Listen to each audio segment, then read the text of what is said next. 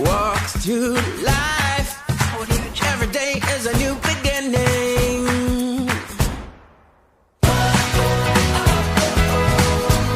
Every day is a new day. Everything's coming your way. And you wanna make it last forever.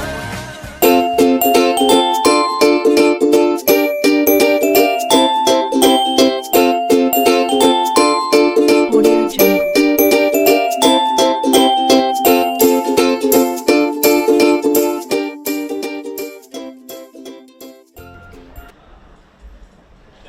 Selamat sore pemirsa, kembali lagi dengan saya Gisal dalam Lintas Buana. Kali ini saya bersama dengan dua narasumber, ada Profesor Dr. Engkus Kuswono dan juga Dr. Muhammad Najib. Kali ini saya ingin membicarakan dengan mereka tentang kuliner atau makanan khas dari masing-masing asal mereka. Ada Profesor Dr. Kuswono dari Sunda. Saya mau nanya nih Pak, untuk Sunda itu kira-kira makanan khasnya itu atau oleh-oleh yang memang khas dari Sunda, kalau kita ke Sunda itu apa ya? Ya, bergantung pada daerah juga. Kalau Sundanya itu Garut, misalnya kan dodol. Gitu ya. Lalu kemudian kalau Sumedang khasnya misalnya tahu dan berapa misalnya cililin wajib dan seterusnya. Tapi sebenarnya kuliner berkembang dengan kreativitas itu dengan variasinya yang cukup banyak. Gitu ya. Sehingga ada yang dari jenis apa yang disebut percampuran tahu dengan gorengan yang lain disebut gehu gitu ya, dan seterusnya sampai sekarang ada keripik, misalnya keripik itu tahu. Bukan jadi keripik dari apa namanya ubi ya, lalu kemudian itu dengan kreativitasnya dibuat tingkat kepedasannya yang berjenjang sampai level 1 sampai level 10 kan ya, itu terkenal juga. Saya kira banyak dan terutama makanan jajanan pasar yang kecil-kecil seperti tadi makanan camilan itu variasinya mungkin sampai 30-40 jenis makanan. Banyak juga untuk cemilan ya kalau Sunda ya? Ya, untuk lebih kepada cemilan. Kalau makanan utama kan ya ikan seperti, dan terutama kalau orang Sunda itu hanya tinggal dilepas saja ke kebun ya bisa makan ya, dengan sambal ya. Oke. Kalau sekarang kita mau tanya nih untuk makanan Makassar. Dari Dr. Muhammad Najib, boleh? Kalau makanan dari Makassar? Kalau yang khas dari Makassar ya, yang begitu banyak terkenal di sini juga di Jakarta itu coto Makassar, sop konro, kemudian ikan bakar. Kalau di Makassar itu ikan bakarnya masih fresh banget. Kemudian yang untuk snacknya ya seperti tadi ada di Cici Pusat itu pisang hijau, itu khas juga Makassar. Ada palu butung namanya. Ada namanya barongko. Jadi banyak sekali yang terbuat dari pisang. Pisang lebih. Orang-orang Kenapa Makassar. fokus pisang kalau Makassar? Ya mungkin karena di Makassar itu banyak suplai pisang dari daerah. Dari daerah Parepare sekitar Pindrang, dari Bone, itu semua jadi Makassar. Kemudian karena itu banyak juga yang produksi kelapa, jadi pisangnya itu dicampur dengan kelapa dengan telur menjadi barongko namanya. Barongko itu semacam, kalau potato itu namanya mashed potato, tapi kalau pisang itu mashed banana. Tapi yang paling ekstrim itu orang Makassar punya makanan itu namanya sop saudara. Sop saudara.